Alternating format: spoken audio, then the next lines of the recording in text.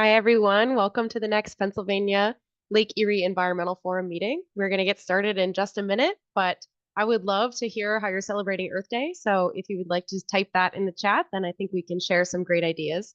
I'll give you an idea. This morning I was out doing a cleanup in Lake Erie, and we removed over 700 pounds of trash from the Lake Erie shoreline.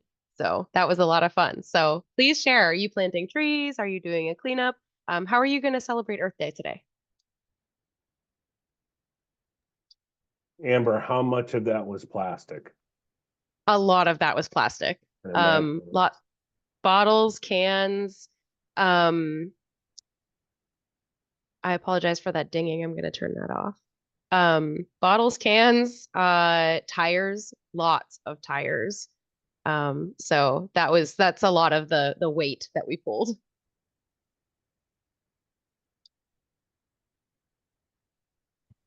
Hello. Hi, Eden. Welcome. We're gonna get started in just a Thank minute. you. Okay, excellent.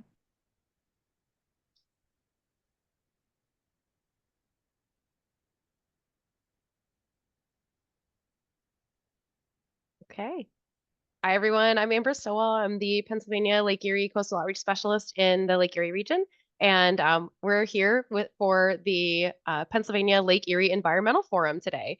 And we're joined by some amazing speakers, and we're very excited to get started. Um, as always, we're doing this on Zoom, so it is being recorded. You'll be able to have access to this recording later. And if you have any questions for the presenters, please type them in the chat or the Q&A. We'll be monitoring those as we go. And please type in the chat how you plan to celebrate Earth Day as we get this started today. So happy Earth Day, and I'll turn things over to Tim. Great, thanks, Amber. Good afternoon, everyone. I join Amber in welcoming you to the April 2025 meeting of the Pennsylvania Lake Erie Environmental Forum. So we call this affectionately PA LEAF. My name is Tim Bruno. I serve as the Great Lakes Program Coordinator at the Pennsylvania Department of Environmental Protection. So for those of you who are new to the PA LEAF, this forum hosts informational sessions that allow participants to gain a deeper knowledge and appreciation of environmental issues that affect our Great Lakes. Whether we meet virtually or in person, participants are able to engage with scientists, policy experts, and environmental professionals from here in Pennsylvania and across the Great Lakes Basin. It's a way to foster those connections to the largest freshwater system on Earth that we share with others across the Great Lakes and the St. Lawrence River. So I encourage you after this to visit the PA LEAF website regularly. The content is updated shortly after our event here today, and the layout allows you to easily access information about previous meetings and watch those meetings that you may have missed that have been recorded, or maybe you want to forward them on to someone who is interested in the meeting materials. So I'll provide a few Great Lakes updates for today, but I'm open to any questions or conversation after today's meeting also. You can contact me at tibruno@pa.gov or at 717-798-6001. And so I'll start off a few of our Great Lakes updates for today. The first is on water use, the Great Lakes and St. Lawrence River Basin Water Resources Compact and Agreement. And the two entities, the Compact Council and Regional Body, are the Interstate Compact Agency and international body charged with oversight of water use, water diversions, and conservation and efficiency of Great Lakes and St. Lawrence River. These entities and the Compact Science Team are next scheduled to meet on June 17th through 18th, 2025 in Chicago, Illinois. So more information regarding how you can participate virtually is available online. We will drop the links into the chat after I finish. We have today some folks who will be representing the International Joint Commission, and they're often referred to as IJC. They're also undertaking a 10-year review of the Water Use Compact as a follow-up to a report that they did in 2015, taking a look at the current status of it. Pennsylvania will be providing a list of answers back to IJC for a questionnaire that they've provided to us. And we're going to be evaluating the activities of the compact and how we do things here in Pennsylvania and provide perspective on how the compact has performed in protecting the resource. Likewise, the Compact Secretariat will be examining ways to assure the future sustainability of the Compact and Agreement, and will be providing recommendations on programming in the future that will help meet these needs. As per requirements of the Compact and Agreement, Pennsylvania completed an every 5-year review of the Great Lakes Water Management and Water Conservation and Efficiency Program. We compiled a report, and the report was submitted in December 2024 to the Compact Secretariat. The other states are currently reviewing that, and the provinces also, and we will be considering a declaration of findings that we hope to adopt in December of 2025. Moving on to the Great Lakes Water Quality Agreement, which is between the United States and Canada and has been improving and protecting the water quality of the Great Lakes since 1972. I encourage the LEAF participants to learn more about the activities that are undertaken binationally under the agreement at www.binational.net. One of the things that you likely have been keeping track of are nutrient levels, harmful algal blooms, and anoxia and hypoxia in Lake Erie. Well, the proceedings under the Great Lakes Water Quality, specifically the Annex 4 Nutrient Subcommittee, have a lot to do with trying to formulate ways in which we can reduce phosphorus to meet those targets on Lake Erie to tamp down harmful algal blooms and some of the other effects that non-point source pollution have on the lake. And so Pennsylvania submitted our point source phosphorus discharge data to United States Environmental Protection Agency to add together with the other states and the province Ontario to see how we stand for this year. And I haven't seen those results yet as to all the information that has come in, but I know that the Annex 4 subcommittee will be presenting information for water year 2024 at the upcoming Great Lakes Executive Committee meeting. On that thread, the next GLEC, the Great Lakes Executive Committee, will meet on June 10th and 11th, 2025 in Chicago, Illinois. While not a lot of details are available yet, will soon be found on www.binational.net. And so I'm looking forward to learning more about today's topics of microplastics and stormwater. I think we're finding out more and more every day about how microplastics are playing an increasing role in our Great Lakes and our ecosystems, and you know, some of the effects that they have on those.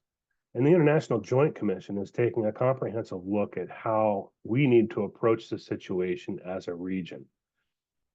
Also today, we'll be hearing from the Great Lakes Commission and discussing the new Great Lakes Stormwater Collaborative and their efforts to help jurisdictions learn practical and policy information from each other. Finally, we hear from Amber about the 2025 harmful algal bloom season and how we get the word out to those that use the resource. And so with all that, I'm a few minutes early, Amber, but I think we have everybody online that I can turn it back over to you and we can start learning a little bit more about microplastics in the Great Lakes. Sounds great. Thank you, Tim. If anyone has any questions for Tim, please pop them in the chat or the Q&A. And big shout out to Pamela for sharing what she's doing to celebrate Earth Day. She's pulling garlic mustard, which is an invasive species, and doing a silent peace walk to pray for the earth. So I think that's wonderful. So keep sharing that information. So we'll move on in our agenda and talk a little bit about microplastics and their impact on our watersheds. We have Dr. Rebecca Rooney and Eden Hately from various organizations joining us to discuss monitoring, assessing, and managing microplastics in the Great Lakes. They will share their findings and recommendations from the International Joint Commission Science Advisory Board. And let me just queue up your bios so we can share more information about you. Dr. Rebecca Rooney is an associate professor in the Department of Biology at the University of Waterloo in Waterloo, Ontario. She is a world-recognized expert in environmental monitoring and wetland ecology. She serves as the Canadian co-chair of the International Joint Commission's Research Coordination Committee and co-led the Science Advisory Board's Microplastic Risk Assessment and Monitoring Framework Group. Eden Hately is a PhD candidate in environmental science at the University of Toronto. As a member of the Rochman Lab, her research takes a transdisciplinary approach to improving our understanding of plastic pollution management in the Laurentian Great Lakes. So, Rebecca and Eden, I'll turn it over to you to share all of your wonderful knowledge with us. Thank you. Thank you so much, Amber. Oh, so yeah, happy Earth Day, everyone. Thank you for hosting us today to discuss the International Joint Commission Great Lakes Science Advisory Board's recent report on microplastics in the Great Lakes. I feel like this is a wonderful way to spend Earth Day. This latest Science Advisory Board, or we call it the SAB, so please forgive the acronyms, report, it discusses the state of scientific knowledge about microplastics in the Great Lakes, their environmental effects, and how to strengthen efforts on monitoring, assessing, and managing plastic pollution. This report can be accessed via the QR code on screen or the URL in the footer of these presentation slides if you want more details. So as Amber said, my name is Dr. Rebecca Rooney. I'm the co-chair of the Science Advisory Board's Research Coordination Committee and one of the co-leads of this work group, as well as being a professor at the University of Waterloo. And I'm joined today by my co-chair, Eden Hadley, who's a PhD candidate from the University of Toronto. And this project has really benefited from the time, expertise, and guidance of its workgroup members and workshop participants who come from across academia, environmental NGOs, federal and provincial government agencies. We also benefited greatly from the knowledge shared by the Chesapeake Bay Plastic Pollution Action Team and the Southern California Coastal Water Research Project and California State Water Resource Control Board. So this was really a broad effort with a lot of hands. While they're unable to join us today, we'd like to also acknowledge the hard work of our other two project co-chairs, Dr. Karen Kidd, a member of the SAB's Science Priorities Committee, and the Stephen Jarlowski Chair in Environmental Health at McMaster University, and Dr. Chelsea Brockman, Assistant Professor in Ecology and Evolutionary Biology at the University of Toronto, and the co-founder of the University of Toronto's Trash Team. So I'll start with a little bit about the International Joint Commission. We call it the IJC. So the IJC is an independent international organization created by Canada and the United States through the 1909 Boundary Waters Treaty. The IJC helps both countries find consensus solutions to issues facing the transboundary waterways through unbiased, evidence-based advice that serves both countries' common interests. The Commission brings together expert scientists, engineers, public health officials, civil society, and governments at every level who serve on our boards, committees, and advisory groups. Ultimately, the IJC provides advice and recommendations to the Canadian and U.S. federal governments. Through the Great Lakes Water Quality Agreement, the IJC assists Canada and the U.S. to restore, protect, and enhance the lakes so they are swimmable, drinkable, and fishable for all. To support the IJC's role in developing advice, the Commission has two Great Lakes Advisory Boards that study the current and future challenges to Great Lakes water quality, including the Great Lakes Water Quality Board and the Great Lakes Science Advisory Board. And so it's the Science Advisory Board who prepared this report. Plastic is a part of modern life due to its versatility, durability, and low cost. The inherent durability of plastics, however, prevents them from breaking down fully in natural settings. And this factor, coupled with rising production rates and improper disposal methods, is leading to substantial accumulation of plastics in the environment. The Great Lakes are unfortunately no exception. It seems like every day a new study comes out about microplastics in our environment from our water, air, homes, food, and in our bodies. Due to their small size, being smaller than 5 millimeters, that's about the eraser on the end of a pencil, microplastic particles are easily transported by wind or flowing waters, and even transported on or in the bodies of animals. The impacts of microplastic contamination on fish and other aquatic wildlife are not yet fully understood, but there is increasing evidence that microplastics can have adverse impacts. And while there are lots of studies about microplastics, there's no systematic monitoring happening in the Great Lakes. This means there isn't a way to definitively say whether microplastic pollution in the Great Lakes is problematic or not, or whether the situation is getting better or worse with time. While actions to curb the introduction of microplastics into the lakes are needed, we also need tools and systems to track microplastic pollution levels over time, to know if any of our management actions or policies are working or are working well enough to make a difference. So you can't manage what you don't measure. The IJC and its expert advisory boards have focused on Great Lakes microplastics for a decade. Our latest report builds on previous work by the IJC and other organizations. In 2015, the Great Lakes Water Quality Board created an internal watching brief to stay informed about microplastics developments. In 2016, the IJC hosted a workshop and then published its 2017 report that included formal recommendations to governments to address Great Lakes microplastics. And then the Great Lakes Science Advisory Board started work in 2022 that culminated in our report late last year on the state of the science of the environmental impacts of Great Lakes microplastics. There's been significant work in the last decade that is focused on the science of environmental and ecological impacts of microplastics in freshwater habitats. In 2018, the California legislature passed 2 bills that required the creation of tools to, 1, collect environmental samples for microplastic-related analysis, and 2, quantify and characterize microplastics in environmental samples. And they had to assess and manage risk. I'd like to bring focus specifically to the work by the Southern California Coastal Water Research Project Authority, or as we call it affectionately, SCWRP. Since the bills in California were passed, SCWRP has convened several workshops and work groups to develop these tools, and our Science Advisory Board work group adapted those tools for the Great Lakes. So you'll hear more about that shortly.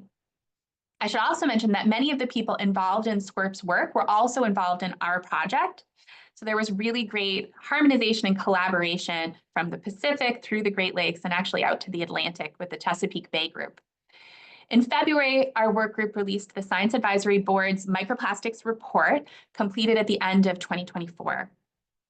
This report reviews the state of science on Great Lakes microplastics, and it synthesizes recent scientific advances and knowledge about microplastics in the Great Lakes. It also provides a framework for monitoring microplastics to enable harmonized reporting efforts across the Great Lakes region, and it offers a risk assessment and management framework to better indicate when management actions are needed. In addition to the findings highlighted in the board's report, the report's supplemental materials provide details on how the report was developed, our proposed standard operating procedures for sampling, tools relevant to our proposed risk assessment and management framework, and an extensive literature review with databases.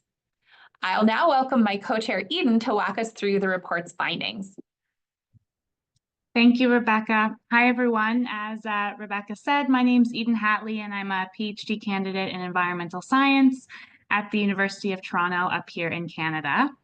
And I will now walk you through all of our findings from our work group. So to meet our first objective on synthesizing recent scientific advances and knowledge, the work group undertook 3 main pieces. First, we hosted a session on plastic pollution at the International Association of Great Lakes Research's 2023 annual conference in Toronto. Second, we performed a literature review, which includes sections on the physical and chemical characteristics of microplastics, field and lab methods to sample, quantify, and characterize microplastics, environmental occurrence data for the Great Lakes, toxicity data for freshwater species, as well as regional policy and management considerations. And finally, the work group added the most recent environmental and toxicity data from our literature review to publicly accessible databases, which the QR codes or QR links on the screen will take you to. For data on microplastics in the Great Lakes Basin, so on environmental occurrence data, our updated database is available on the University of Toronto's Dataverse. And then for toxicity data for freshwater species, our work group actually helped update an existing database of microplastics toxicity studies that's called the Toxicity of Microplastics Explorer, or TOMEX for short. And TOMEX was originally developed by one of California's work groups hosted by SCWRP. And through this recent update, it's now become TOMEX 2.0, and it now includes toxicity data from over 300 studies on both marine and freshwater species. And the update should be made publicly available in 2025. So right now, if you follow that QR code, you will get the first version of TOMEX 1.0, but TOMEX 2.0 will be available within this year. So our project reported on the presence of microplastics in Great Lakes water, sediment, and living organisms, which we refer to as biota in our report, as well as on the shorelines of the Great Lakes, so mostly on sandy beaches, as well as in the connecting waters and tributaries of the region. So this figure on the slide shows the concentration of microplastic particles reported in surface waters, so one of the matrices we looked at, across all of the studies that we reviewed in our literature review. And concentrations, these concentrations are represented in per cubic meter, and they range from less than 10 particles to approximately 10,000 particles in offshore waters, and even upwards of 100,000 particles per cubic meter in certain tributaries or rivers in the region. Microplastics have also been found to contaminate algae and to occur in fish, birds, amphibians, and invertebrates. Generally, the most populated lake basins, like Lakes Michigan and Ontario, had the highest concentrations of microplastics in water. But as you can see on the slide from those blue dots that are shown, tributaries generally had higher concentrations compared to open waters in the lakes. This project also explored the sources of microplastics to the Great Lakes and how they travel through the environment, looking at both land-based and aquatic-based releases. So in terms of land-based sources, we found evidence that includes tire and road wear particles, microfibers from textiles, from the clothing we wear, microbeads from personal care products and cleaning products, pre-production resin from industrial facilities, as well as mismanaged plastic waste and litter from urban and agricultural areas. So as you can tell, the sources are many because we use plastic in so many different applications in our lives.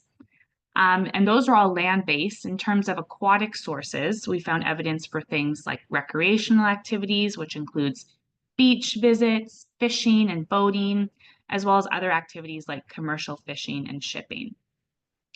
Microplastics move into the Great Lakes via stormwater runoff from urban and agricultural land, wastewater effluents from wastewater treatment plants, tributaries, wind, and even atmospheric deposition. In our work, it became quite clear that there is no widely accepted shared definition for microplastics. So this means that data in reports and studies of microplastics is comparing apples to oranges. With a common definition, comparing apples to apples reduces existing challenges to effective monitoring, risk assessment, and management approaches. So our report actually does propose a size and composition-based definition of microplastics based on a definition that has been adopted by the state of California. So we're still aiming to harmonize with our definition as well. And it has been modified slightly to include particles greater than 1 micron, which reflects the current focus of microplastics monitoring programs in California and elsewhere. The current approach to understanding microplastics in the Great Lakes is highly varied. While there is strong evidence to suggest that microplastics are found throughout the Great Lakes Basin, much of this evidence is based on published peer-reviewed data from discrete projects or research initiatives. This sampling is not yet systematic, often geographically limited, and data are not routinely collected using harmonized methods. A regional coordinated approach is needed to systematically monitor microplastics. A routine basin-wide monitoring program would generate data using harmonized protocols to help identify trends in microplastics presence, both spatial trends as well as temporal trends. And this is really essential for informing and evaluating the effectiveness of policies to manage and mitigate sources of plastic pollution, to really answer the question, are we doing enough? This work group's second objective focused on developing a framework for sampling microplastics in different media, like lake and tributary waters, sediments, and biota, including plants and fish.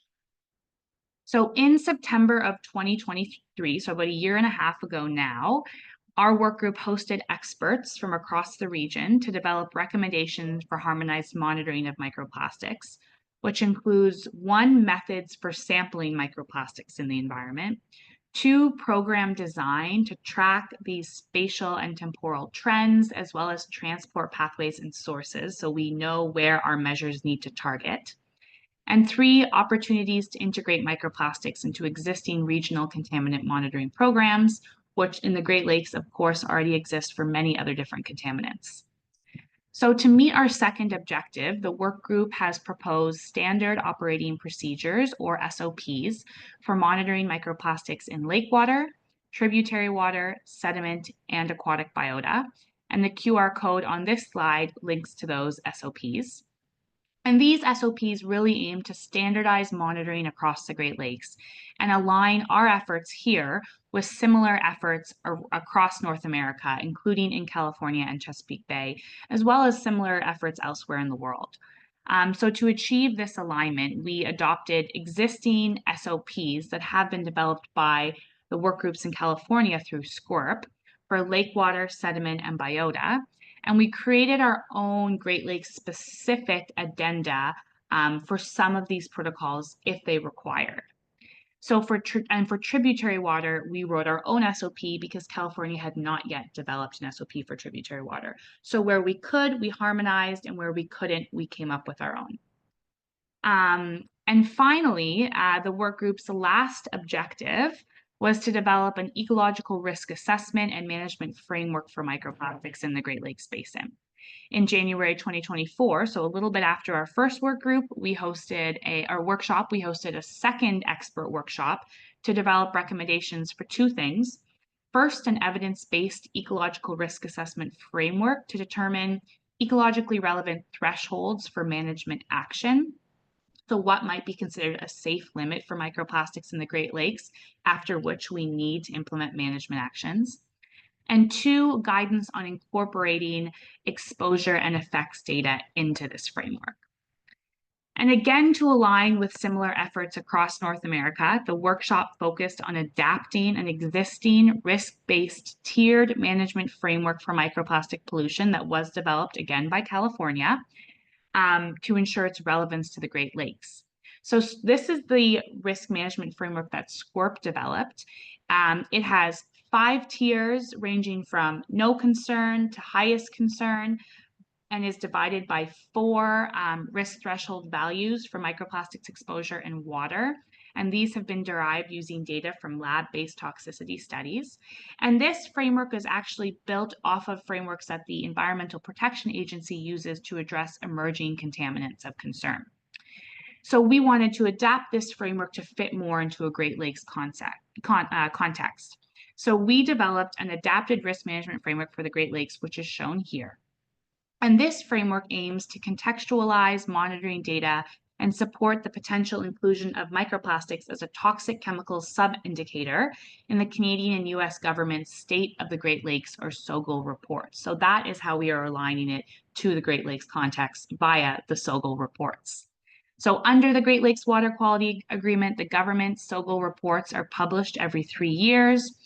And the report is the government's assessment of the status and trends of various chemical, physical, and biological indicators, as well as sub-indicators of ecosystem health. And in terms of contaminants of emerging concern, or historical legacy contaminants, the governments track and report on indicators of toxic chemicals in their SOGL report. So this is the perfect home for microplastics in this reporting framework. So under the SOGL toxic chemicals indicator, ecosystem health status is assessed by comparing chemical concentrations in the environment to threshold values of concern or established guidelines. So for example, water quality guidelines to protect aquatic life. Long-term trends in ecosystem health are also evaluated based on concentration changes over a 10-year period, recognizing that many of the sub-indicator chemicals are persistent in the environment over long time periods.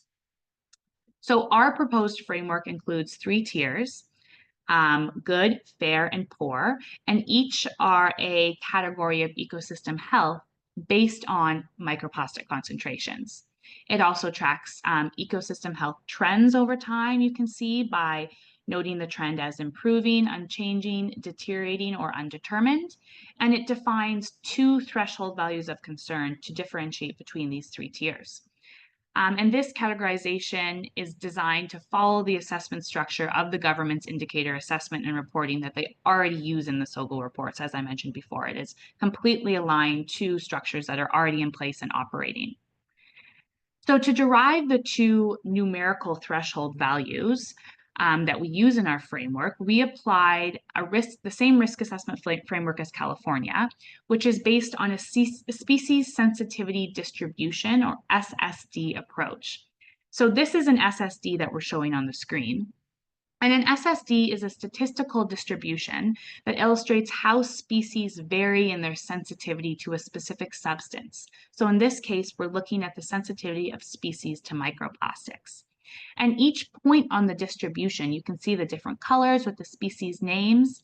These represent a species response to microplastics exposure in a lab-based toxicity test. Species at the top of the distribution are the least sensitive relatively to the other species, and those at the bottom are the most sensitive. And SSDs are a common tool that's used by governments to define safe limits for contaminants, or to set these guidelines for the protection of aquatic life. So by analyzing the distribution, we can determine the concentration at which a given percentage of species in a community, commonly governments look at the 95%, is expected to be protected from harmful effects.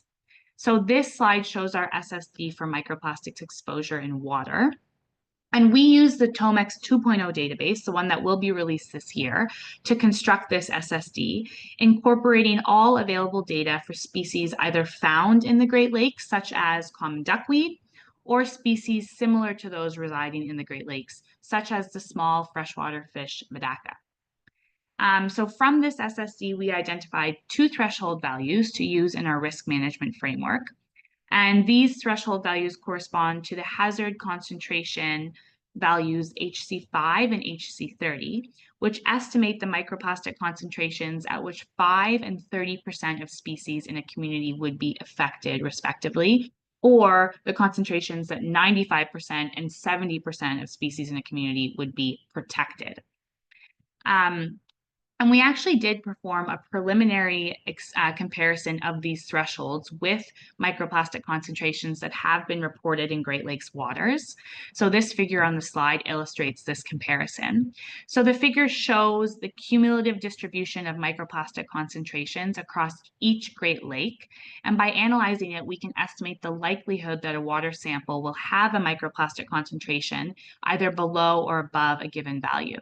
So our preliminary comparison suggests that fewer than 20% of water samples from Lakes Michigan and Ontario will have microplastic concentrations exceeding our upper threshold, so that which is protective of 70% of species in a community, while nearly 100% of the water samples from the other 3 lakes, Superior, Huron, and Erie, will fall below our lowest threshold, so that which is protective of 95% of species in the community. It's important to note, as I've mentioned, that this comparison is preliminary, as we currently lack sufficient monitoring data for each Great Lake. And the existing data were not necessarily collected using fit-for-purpose methods for use in risk assessment. So this again highlights this need for a routine basin-wide monitoring program that generates data using harmonized protocols, so we can really conduct robust analyses like the preliminary one we are presenting here. And at the time of the workshop, we also tried to do this entire exercise for exposure in sediment. As I mentioned, this is exposure in water, but data were too limited at the time of our workshop to really do this type of thing for sediment. So that's also a really big need in the region. So I'll turn things back over to Rebecca now to walk us through the key recommendations from the report. Thanks, Eden. So based on our review of the state of the science, the patchwork of research that's been done on microplastics in the Great Lakes has revealed a gap that needs to be filled. It's not currently possible to establish the status and trends of microplastics in water and sediment and their impacts on the Great Lakes ecosystem, and the issue needs systemic monitoring. Without indicators, it's not feasible to evaluate the effectiveness of efforts to clean up and prevent microplastic pollution. Therefore, the board has advised the IJC of 4 recommendations that the US and Canadian federal governments could pursue to address these gaps, and they're shown on the slide. As a previous slide showed, sampling effort is not consistent across the lakes and not yet adequate to rigorously assess ecological risk or trends over space and time. We first recommend the governments develop and implement a regionally coordinated monitoring program for microplastics, one which follows harmonized methods and adheres to consistent reporting guidelines to inform the ecological risk assessment, mitigation, and management of microplastics in the Great Lakes. The SOPs, or standard operating procedures for monitoring, and the risk assessment and management framework developed through this project were designed to be feasible to implement within the government's existing coordinated science and monitoring efforts. Second, we recommend the US and Canadian governments provide support for continued research to enhance monitoring and analytical capabilities. This includes studies on better laboratory methods to understand the sources and characteristics of microplastics, improve their detection, and increase sample throughput. This research should also include advancing monitoring techniques and expanding our understanding of the ecological effects of microplastics on aquatic species relevant to the Great Lakes, particularly from exposure in sediment. Next, to help coordinate monitoring, assessment, and management actions, our third recommendation is that microplastics be evaluated under the Great Lakes Water Quality Agreement as a toxic chemical subindicator and as a chemical of mutual concern. And finally, our fourth recommendation is that steps should be taken to prevent the emission of plastic and reduce plastic pollution in the Great Lakes Basin, thereby reducing environmental concentrations and preventing further ecological risk. I'd like to take some time to expand upon our third and fourth recommendations. Through the Great Lakes Water Quality Agreement, the United States and Canada commit to protect, restore, and enhance water quality in the Great Lakes. The agreement is a powerful tool for coordinating federal resources and basin-wide action to tackle water quality threats and safeguard the lakes for those who live, work, and play in the Great Lakes region. The agreement outlines 9 objectives for Great Lakes water quality. Objective 4 aims to ensure that the lakes are free of pollutants in quantities or concentrations that could be harmful to human health, wildlife, and aquatic organisms through direct exposure or indirect exposure through the food chain. Progress toward the agreement's objectives is measured using indicators and supporting sub-indicators.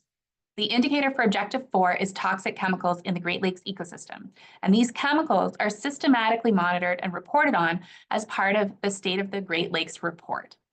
The table you see here is from the 2022 report. It is a summary of the status of toxic chemicals within different compartments, such as the whole fish, water, sediment, in each of the Great Lakes. The monitoring framework, as well as the risk assessment and management framework for microplastics that we developed, were designed specifically to dovetail into the government's existing indicator reporting process, some of which you see here. The toxic chemicals that governments currently monitor to assess progress towards Objective 4 include chemicals of mutual concern, also known as CMCs. CMCs are chemicals that originate from human sources and are potentially harmful to human health or the environment. Currently, there are 8 contaminants designated as CMCs. For example, one CMC you are likely already familiar with is mercury. For a chemical of mutual concern, governments develop strategies for risk management that may include binational or domestic actions, such as research, monitoring, surveillance, and pollution control and prevention measures. So not only do Canadian and US governments conduct systematic, regionally coordinated monitoring for each of the CMCs, but they also develop plans to prevent and clean up CMCs in the Great Lakes. The findings from our report provide compelling evidence that designating microplastics as a CMC is an important next step to understanding and taking action to prevent future harm. The governments are currently considering a nomination they received in August of 2023 for microplastics to be designated as a CMC under the Great Lakes Water Quality Agreement. It's up to the Canadian and US governments, not the IJC, to make that determination. Should governments designate microplastics as a CMC, part of that process would be for governments to outline actions aimed at reducing their release into the environment. Therefore, our third and fourth recommendations go hand in hand. As a CMC, there would effectively be a strategy in place to prevent and mitigate microplastic pollution. And as a sub-indicator to the state of the Great Lakes reporting, the systematic, harmonized monitoring would provide much needed information to evaluate if these actions are effectively improving the Great Lakes environment and achieving the objective for the Great Lakes to be free from harmful pollutants. Thank you for your time to talk about the IJC's work on microplastics. This concludes our remarks, but we'd like to open the floor to any questions. And if we can't get to any of your questions, or if you think of one following this presentation, please feel free to send them to Rachel Wyatt's email address on the screen.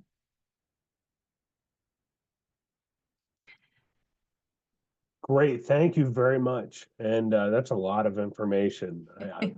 In full disclosure, I've seen the presentation before, and we've been working with the other states, the provinces, and the two federal governments on trying to get a better handle on the microplastics issue, where it resides within our current regulatory and cooperative structures, both here in the United States, Canada, and binationally. And so this provides a really good foundation of information on how you weave this issue into our existing agreements, so it makes it easier for us to begin tackling the problem. So can you talk a little bit, and there may be some people who are on the presentation today who don't understand the full impacts, and we probably don't either, of microplastics inside of our environment. And can you just name a couple off of the top of your head, the big ones, as to how this affects the biological and chemical facets of the Great Lakes, and why people should be concerned about it? Yeah, I think you're right, Tim. We don't fully understand yet, and it is complicated by, from the chemical perspective, by the additives that can be present in plastics, as well as their capacity to, collect other contaminants from the environment. But we think of two sort of main mechanisms by which microplastics can impact the ecosystem. And the first one is when organisms eat microplastics, it fills up their stomachs and it effectively reduces the amount of nutrition they're getting from their food. So we call that food dilution. And then a second mechanism is when microplastics can pass sort of through the walls of the gastrointestinal tract and get into the tissues of an organism. They can cause irritation, inflammation, oxidative stress. And so that's a sort of second process by which microplastics are causing negative effects on organisms in the environment. Our project didn't really focus on the human health aspects, but I think that is really important. And maybe the situation is ripe for someone to undertake a project now looking at the latest science and synthesizing it on the human health effects. But from what we know about the effects on native ecosystems and species, that's sort of two of the main pathways. Thank you. That's a good summary as to why we should be concerned. Also, these small pieces of plastic act as a way in which other types of pollutants and chemicals can attach to them and be transferred to things that ingest them, or just a way for them to move from one place to another inside of our system. And so there's a lot of reasons why we need to be concerned about this. And the only way that we could ever come up with ways in which we can reduce their impact is by knowing how much is there and what the trends are, which you guys very clearly described. Freda Tepfer, you have a question here. It says, where does sampling a location like Presque Isle Bay? So Presque Isle Bay, here in Erie, we have Presque Isle State Park, which wraps around as a natural peninsula, and we have a bay here. And we have the open lake clearly also. How does it fit into the concept of a harmonized, systematic sampling of microplastics? And so maybe I can just add a little context onto that. It's like, understanding the scope of how much sampling would have to take place. Like, for instance, if we could just take Lake Erie, for example, what would need to be done to be representative of the conditions across the lake and in the tributaries themselves? I can maybe tackle that. So I think right now, the data points illustrate really well that we don't have great spatial coverage across the lake. So I think Lake Huron, which is the lake with the least sampling done so far, there's only 11 data points across that entire lake, large lake. For like Michigan, where we have the most sampling done, it's around, I think, 480. So we're really varied. The other three lakes fall somewhere in between in terms of the spatial coverage we have in each of the lakes. And that's not even touching on the temporal coverage, which of course is important also, right? We want to be able to look what's happening year after year. So those trends, I don't think we could make any really robust trend assessments spatially or temporally right now. What we can say is we see it across the lakes. You know, every lake that's been sampled and all of these different matrices, they find them. So we know it's widespread, but it's difficult to say one lake is worse off than another lake. We don't really have the data to support that type of assessment yet. We see general trends of higher concentrations in the lakes that have more populated basins because, of course, plastics come from people.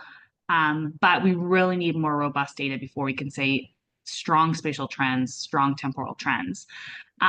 In terms of what it means to kind of have a balanced sampling approach in a given lake, I think that would include looking at different types of locations, you know, close to shore, offshore, in tributaries, different places where you have different types of sources contributing. So, you know, near your urban centers, near your agricultural centers, which of course is really important for source apportionment, figuring out where the plastics are really coming from so you can tackle them.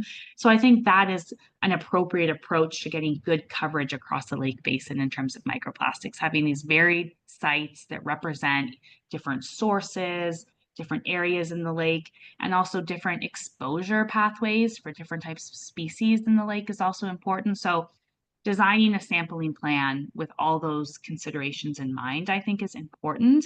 And of course, the governments in the Great Lakes region have been doing this for other types of contaminants for many, many years. So, you know, I think there's a lot of expertise and also precedent for how to design a sampling plan where you get good answers to these types of questions for microplastics. That's great. And I think you answered Freda's follow-up, whether or not there's value to sampling the bay versus the lake.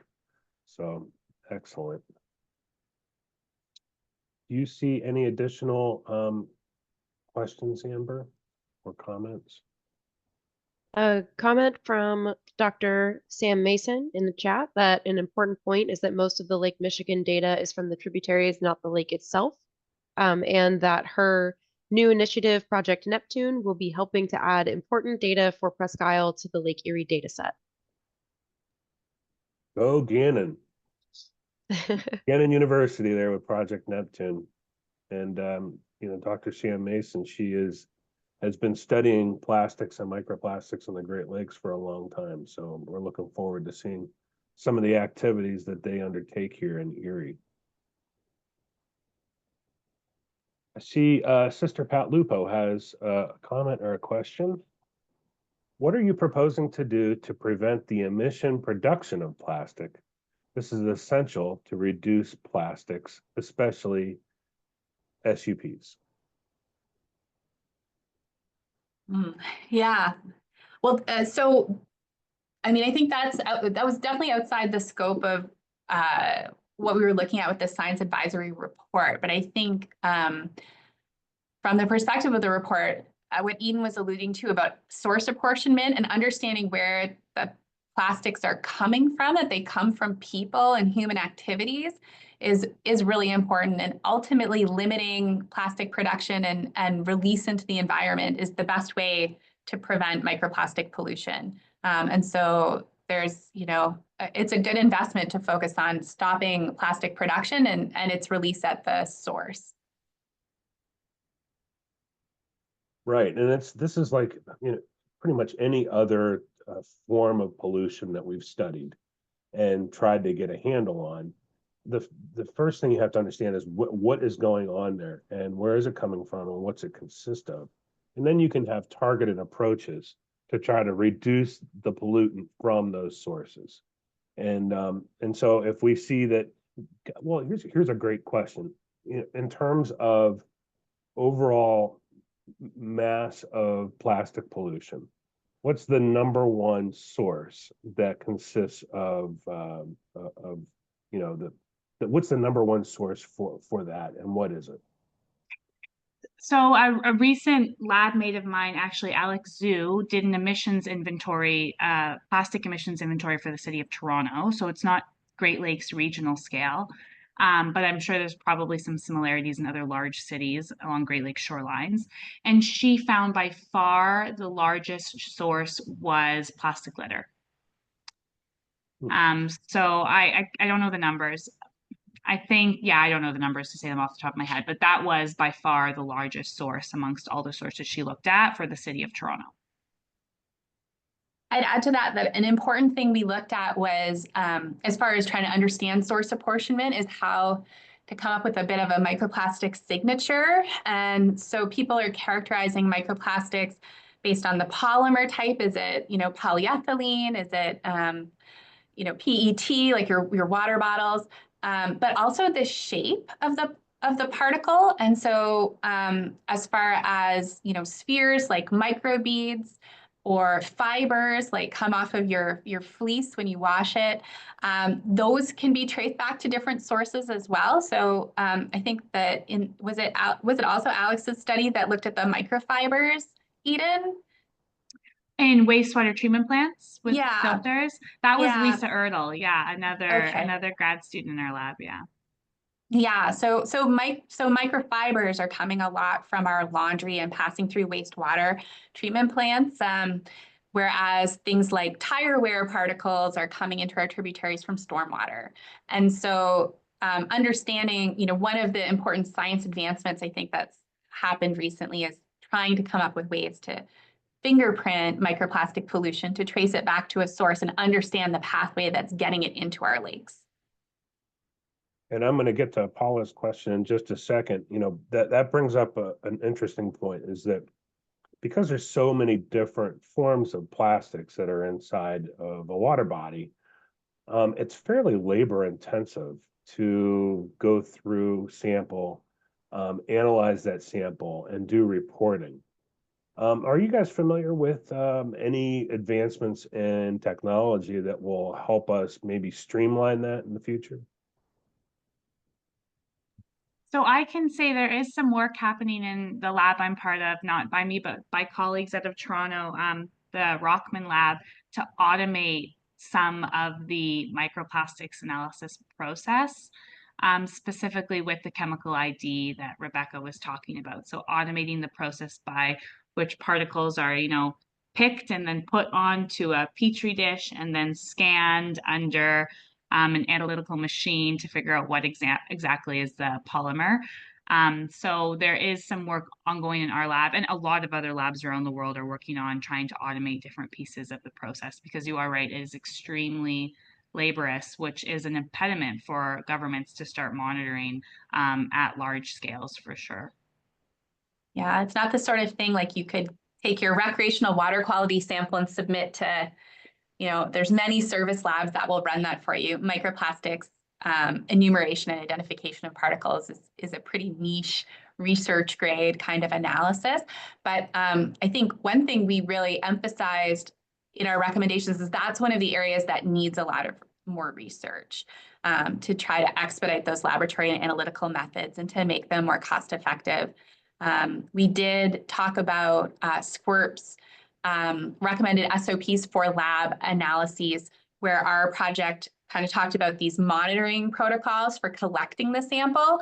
We ended up not straying into the territory of making recommendations around how to identify and enumerate them, because there was already really good work that had been undertaken in California by SQUIRP.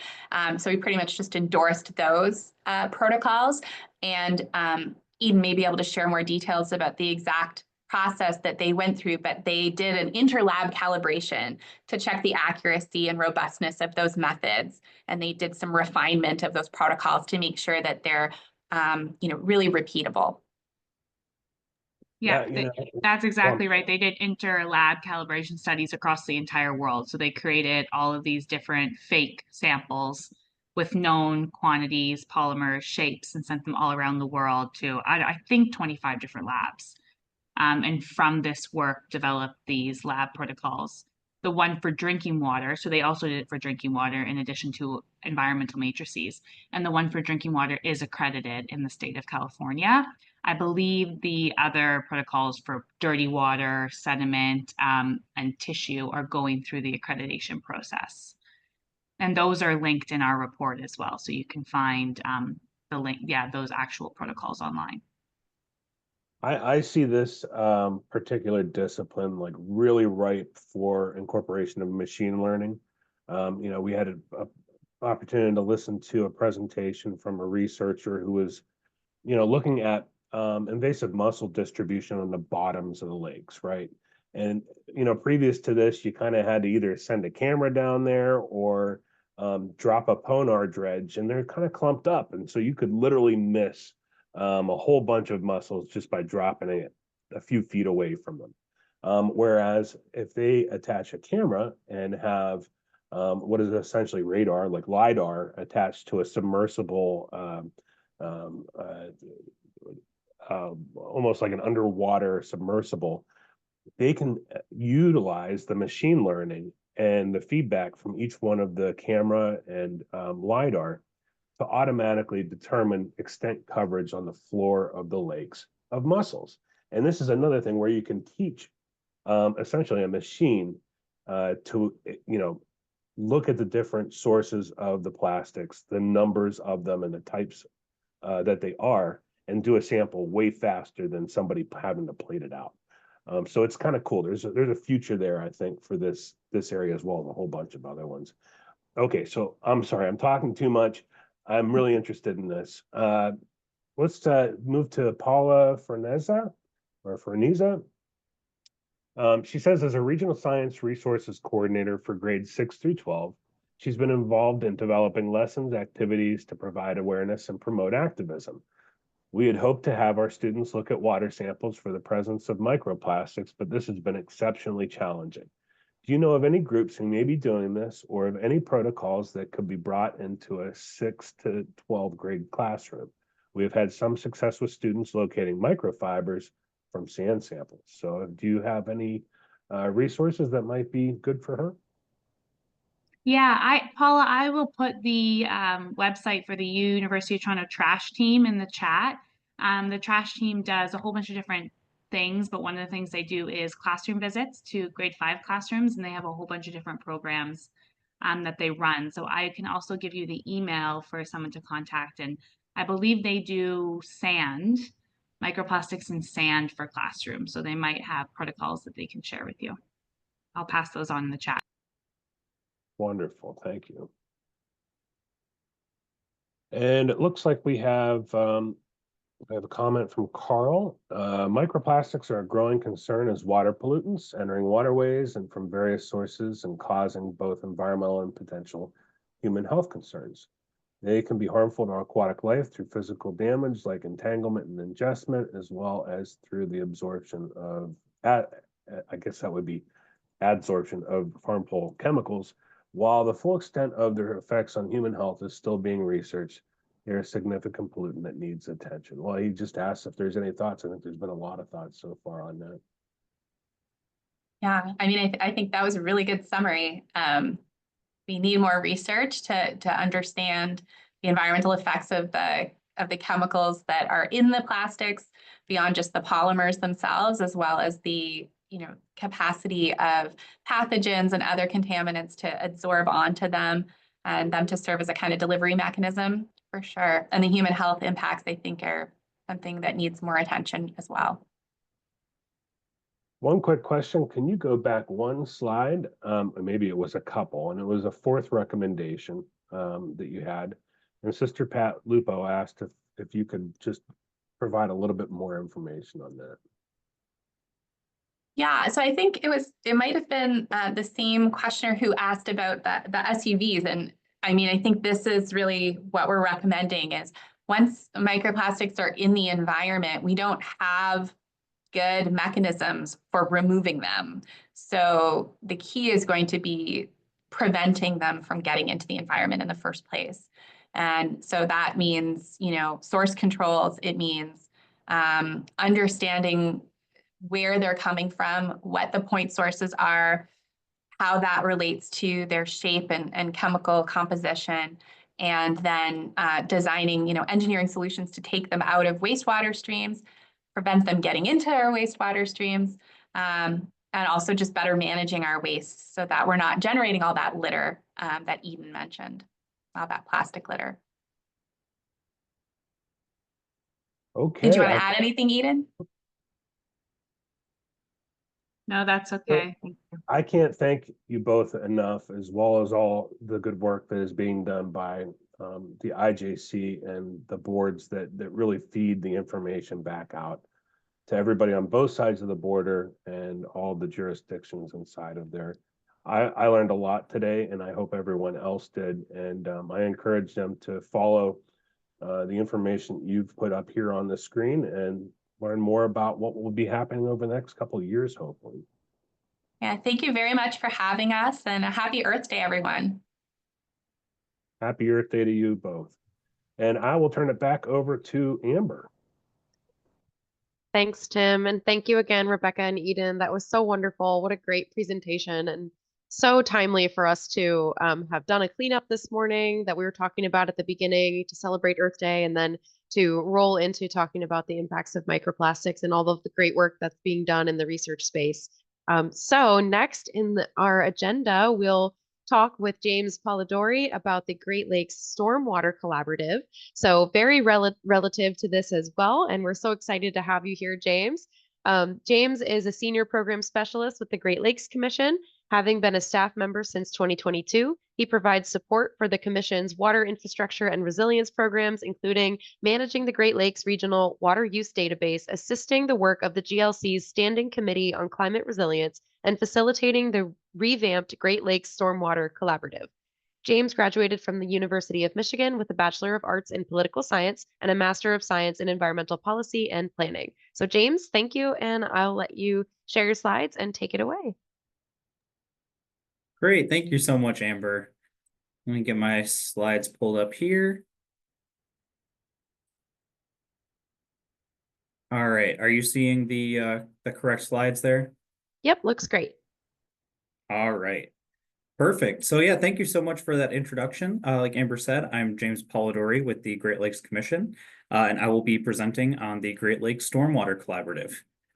So normally when I present, I would ask everybody to put their phones away so they can pay attention. But for this presentation, trying to make it a little bit interactive, I will ask you to pull your phone out periodically to participate in some Mentimeter questions. So keep an eye out for that as the presentation goes on. All right, so before I get into the Stormwater Collaborative, I'd like to just talk a little bit about what the Great Lakes Commission is. So the Great Lakes Commission, or GLC, as I'll be referring to it, is a public agency established by the Great Lakes Basin Compact in 1955 to unify the 8 Great Lakes states around issues of common concern regarding the Great Lakes water resources. So in 1999, a declaration of partnership was signed to extend GLC associate member status to the 2 Great Lakes provinces, Ontario and Quebec. The GLC recommends policies and practices to balance the use, development, and conservation of the water resources of the Great Lakes, and it brings together the region to work on issues that no single community, state, province, or nation can tackle alone. The GLC facilitates consensus building and advocates for the interests of its member states and provinces at the regional, national, and binational scales. So next, who is the Great Lakes Commission? The 8 US states and 2 Canadian provinces are represented on the nonpartisan GLC by a delegation of 3 to 5 government-appointed commissioners per jurisdiction. The GLC's board of directors is made up of 1 commissioner from each jurisdiction's delegation. Our current chair is Mary Mertz, director of the Ohio Department of Natural Resources. And you all have already heard from our vice chair, Tim Bruno, Great Lakes Program Coordinator for the Pennsylvania Department of Environmental Protection. The commission's work is supported by a professional staff based in Ann Arbor, Michigan, and you can see all of our smiling faces here. Our small but mighty office of about 25 staff members conducts work on the commission's various programs, including aquatic invasive species control and prevention, coastal conservation and habitat restoration, water quality and infrastructure, resilience, and the Geographic Information Systems team that assists with each program area. All right, so we can get into our first Mentimeter question here. So if you pull out your phone, you can scan the QR code on the screen, or if you go to menti, MENTI.com and type in the code 2275-4574, you should be able to pull up this question and provide a response for it. So I do want to make sure that people are able to scan in and see here. All right.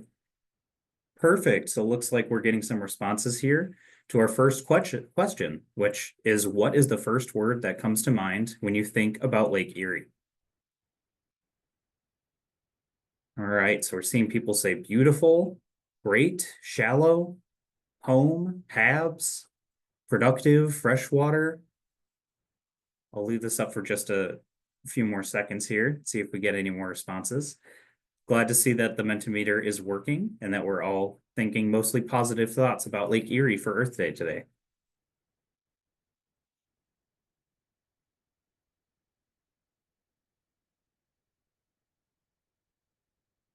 All right, thank you all for your responses. I think we'll cut it off there and move on. So I appreciate you testing out the Mentimeter with me. So the initial Great Lakes Stormwater Collaborative was actually launched in 2017 to help match available innovative stormwater technology and practices to the needs of Great Lakes communities. And it aimed to evaluate and promote the life cycle costs and associated benefits of technology and practices, and advance post-development inspection, maintenance, and performance assessment. There was no involvement at the state or provincial level, however. Then in 2018, a GLC staff member that was leading the collaborative departed from the commission. And in 2019, the philanthropic foundation that was funding the effort did not renew its grant for the collaborative. So small donations from collaborative member organizations allowed the work to continue in a limited capacity until, I'm sure we all remember, the COVID-19 pandemic severely impacted the work of the collaborative. Then in 2021, another GLC staff member that was leading the effort departed from the commission, and a proposal for new funding for the collaborative was not accepted. So then after a several-year hiatus, the GLC strategic plan for 2023 through 2027 once again included stormwater management efforts. To support its goal of ensuring clean and safe water, the Commission aimed to pursue opportunities to provide assistance and support communities interested in green infrastructure and improving stormwater management practices using the former Green Infrastructure Champions and the Great Lakes Stormwater Collaborative projects as a model. Now, the Great Lakes Green Infrastructure Champions program was created to help communities overcome the physical and institutional barriers to more effective stormwater management by providing communities with tools that some typically lack, including funding and expertise. So while the Green Infrastructure Champions program will not be continued at this time, its work may be incorporated into future stormwater collaborative projects. So finally, in 2024, the New York State Legislature appropriated funding for the Great Lakes Commission, providing an avenue to relaunch the Stormwater Collaborative with more representation from the Great Lakes states and provinces. And while current funding will last through 2027, the Great Lakes Commission hopes to continue this work beyond then through renewed or alternative funding sources. If I can pull up our next Mentimeter question here.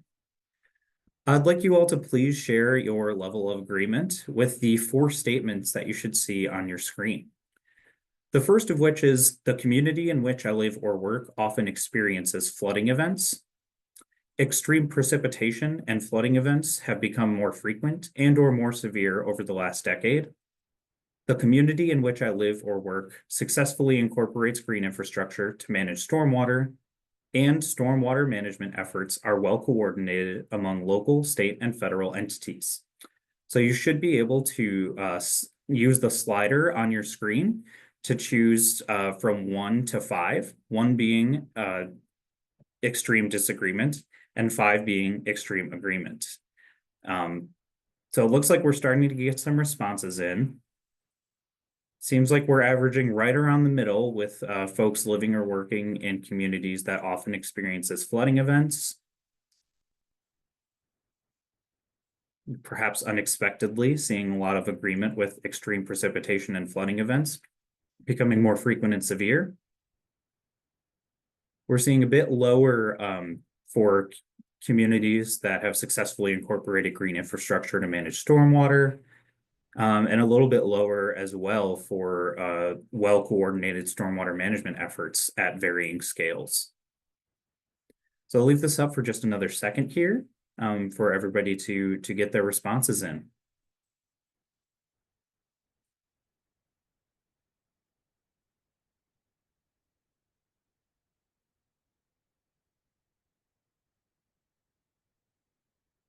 All right, it looks like we may have all the responses we're going to get.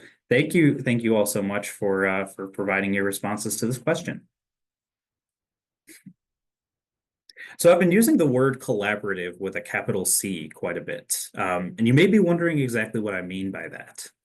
The Great Lakes Commission convenes and facilitates forums, also known as collaboratives, to address issues impacting the water resources of the Great Lakes Basin to fulfill its purpose under the Great Lakes Compact of 1955. As an interstate compact agency with the authorities provided through the compact, the Commission is uniquely suited to facilitate these collaboratives.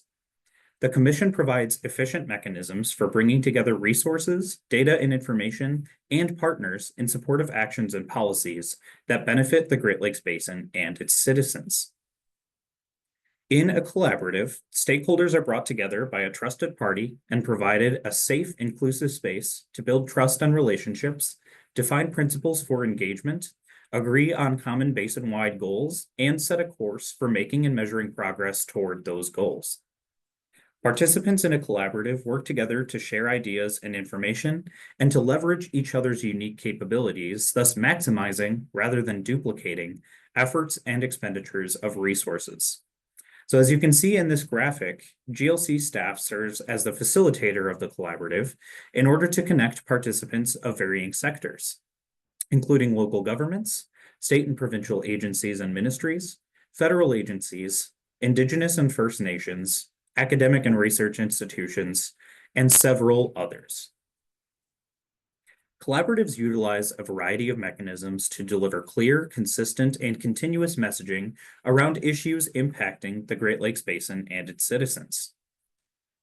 So some general services that are provided by the GLC for its various collaboratives include providing open and transparent opportunities for the public and other affected stakeholders to participate and share information amongst each other, developing websites to house resources and collaborative produced materials, producing webinars and newsletters to further a collective understanding of the issues, emerging science and policy and management approaches, creating science communication tools geared towards policymakers and managers, and hosting sessions and presentations at regional and national conferences, such as the International Association of Great Lakes Research Annual Conference. All right, and for our next mentee here, before we get into the specific stormwater collaborative work, I'm interested to hear how your work is impacted by stormwater. Now, this is intentionally open-ended to allow you to interpret this however you would like. So I will give you all about 30 seconds to a minute to provide your responses here.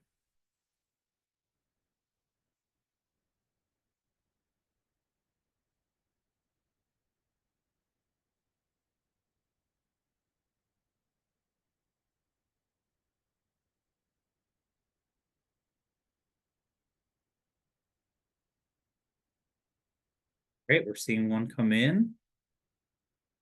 Resilience concerns with the wider Great Lakes Basin. Stormwater alters the chemical makeup of our freshwater estuary. Stormwater carries pollutants from land to lake. Absolutely.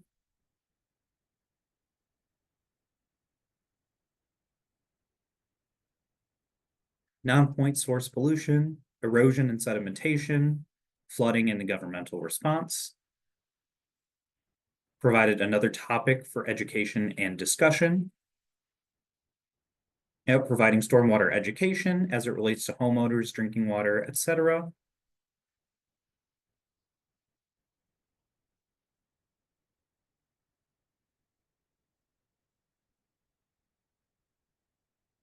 I'll leave this up for just another couple seconds here. Allow everybody to get their responses in. Yep, stormwater adds untreated nutrients and debris to freshwater ecosystems.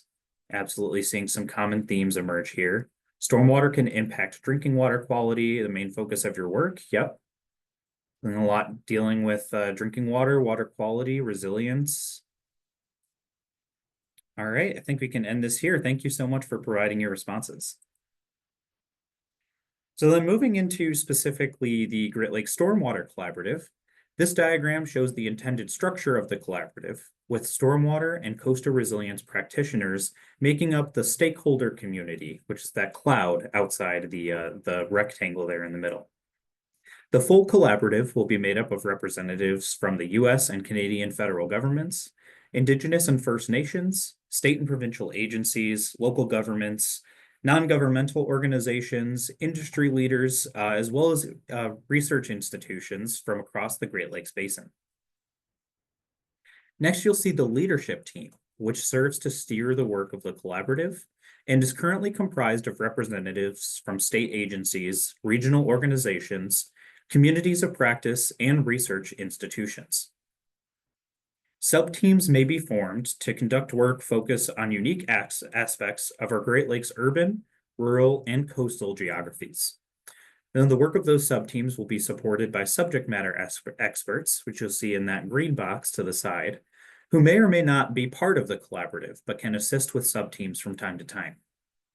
This may expand opportunities for state and provincial participation to encompass coastal zone restoration or resilience specialists on top of stormwater management practitioners. Subteams may also be formed to explore specific topics of interest, including building green schoolyards or restoring wetlands for water detention. The GLC incorporates the collective impact model of researchers John Kanya and Mark Kramer to conduct the work of its collaboratives. So you'll see this term here, backbone support, where the Great Lakes Commission falls. That's where the collective impact model calls for an organization which will require dedicated staff separate from the participating members who can plan, manage, and support the collaborative, a function that is served by the Great Lakes Commission. The GLC serves as backbone support for the Stormwater Collaborative by managing tasks to assure work plans are collaboratively constructed and agendas are structured to ensure success. Also by facilitating the leadership team as well as full collaborative meetings. Drafting products such as infographics, white papers, and content for the collaborative's website. Providing administrative support and the oversight of grants or projects undertaken by the collaborative, and providing geographic information system support for mapping and data visualization products. All right, so we have our next Mentimeter question here. So as part of the collaborative, the Great Lakes Commission will assisted by the leadership team and the full collaborative will produce various resources for the collaborative. So we're interested in understanding which of these resources will be most valuable to you and your work. So I believe this ranking question, you should be able to click your top ranked item and continue tapping on your screen, and then you can shift them around once you've already tapped them on your screen.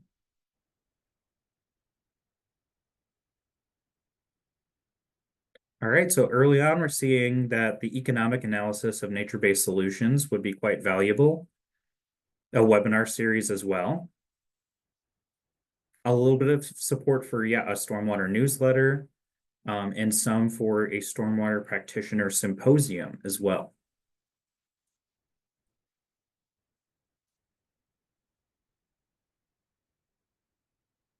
I'll give everybody a few more seconds to submit their responses here.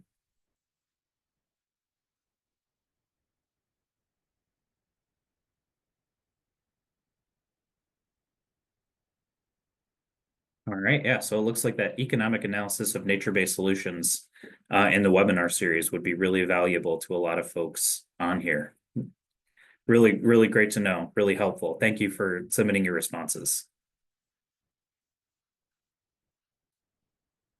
All right, so I would now like to go over the work plan as we work to stand back up the Great Lakes Stormwater Collaborative.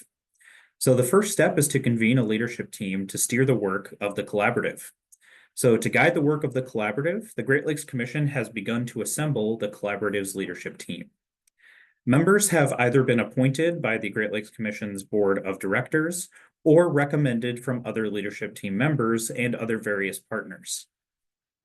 Responsibilities of the leadership team include determining approaches for recruiting members to the full collaborative, forming focused sub-teams on an ad hoc basis, and advising the production of at least 2 newsletters and 4 webinars per year.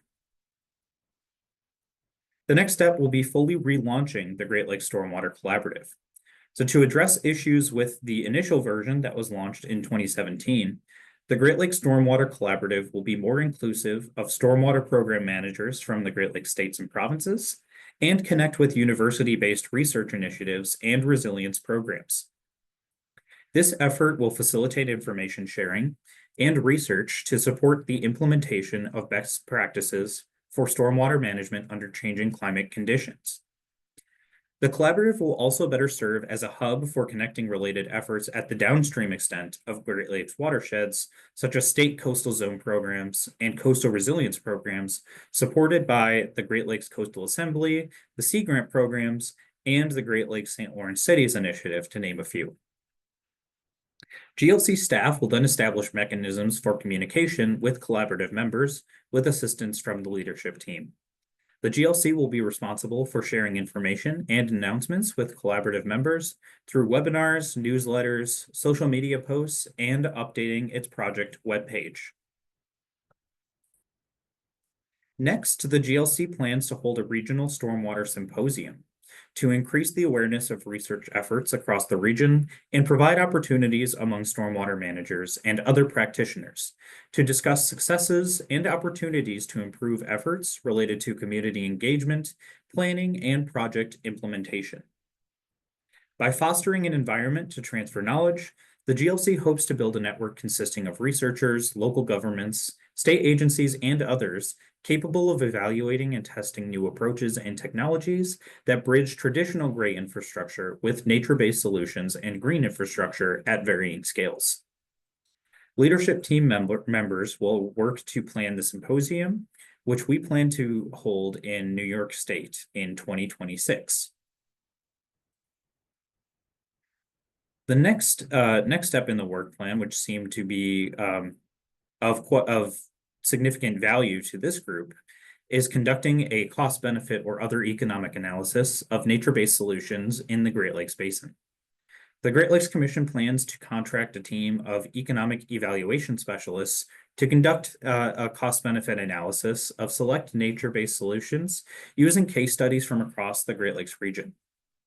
The analysis should consider the community benefits arising from unique stormwater management projects at varying scales and geographies, including urban, rural, and coastal areas at both the local and landscape scale. GLC staff will then work with the collaborative to translate the study's findings into outreach materials to inform decision-making at the community, state and provincial, and regional scales. Lastly, the collaborative aims to connect with the Great Lakes Commission Standing Committee on Climate Resilience.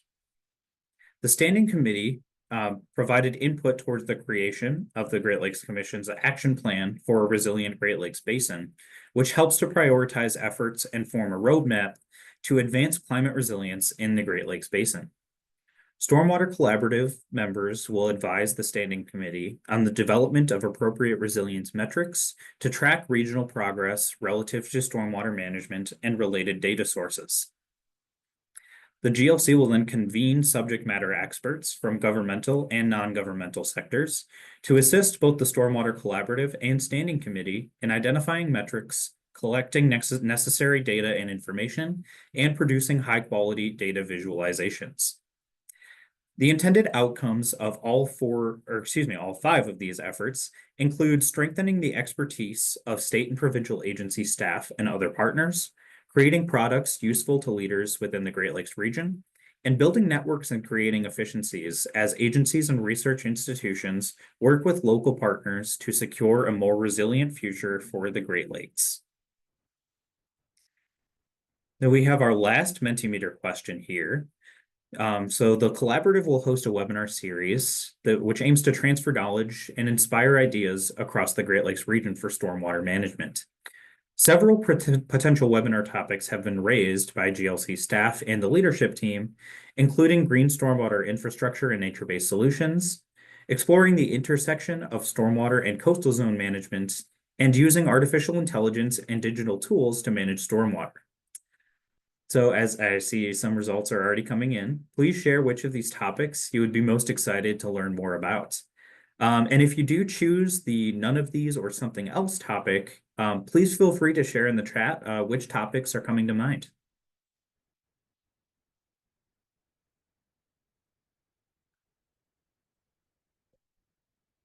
All right, so it seems like learning more about green stormwater infrastructure and nature-based solutions to manage stormwater in the Great Lakes region, y'all would be pretty interested and excited to learn more about that. Yep, some on the intersection of stormwater and coastal zone management, and a couple interested in AI and digital tools.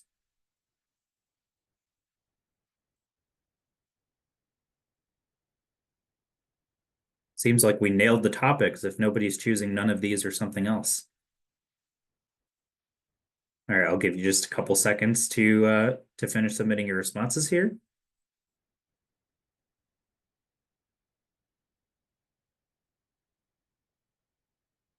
All right, we can call it there. Thank you all so much for providing your responses. All right, well, I would like to thank the Pennsylvania Department of Environmental Protection and the Pennsylvania Sea Grant for providing a forum for me to present on the Great Lakes Stormwater Collaborative. I would like to share that the Stormwater Collaborative's Google group is now available. So you're welcome to email me, and my email is on the screen there, to request to join the Stormwater Collaborative Google group. Once you've joined, you are welcome to then share information of Great Lakes regional interest with other members of the collaborative, including upcoming meetings, webinars, and other ongoing stormwater management work. I've also included the email of my colleague, Nicole Zaccardo, who will be helping me run the Stormwater Collaborative, as well as the account for the Google group. So thank you all very much. I'm welcome to take any questions. Great, thank you, James. And this is a great example of how two different forums can really help each other. Because I have a little view behind the scenes over at the Great Lakes Commission. And I know that, you've been working hard along with Nicole and several other staff in getting this initiative launched back up. And, getting feedback from a group of people is difficult. You have to assemble them and get them in the right place. And luckily, the Lake Erie Environmental Forum was able to provide some information back to help the initiative. That being said, are there any questions that you see coming into the chat, Amber? I don't see any coming into the chat or the Q&A box yet. One of the items that I thought was interesting was where the participants placed their priorities of the types of things they would like to see come out of the initiative. Nature-based solutions being one. And there's been several studies that have come out over the last 20 years that have really talked about, what the economic outlook is, and kind of financial outlook of what these nature-based solutions are. And in some cases, they really provide excellent bang for the buck. And then in other ones, we found out over time that there's a fairly substantial operation and maintenance component to keeping them working properly.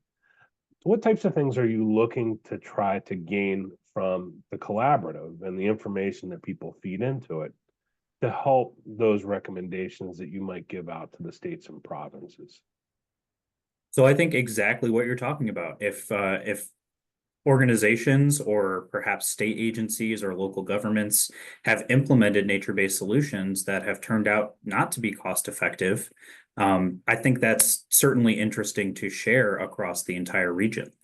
And if there are practices that we've seen significant cost savings from, that's also, something interesting to share, especially when we're seeing cost savings coupled with environmental benefits as well, such as preventing, like we heard earlier, microplastics from reaching streams and tributaries.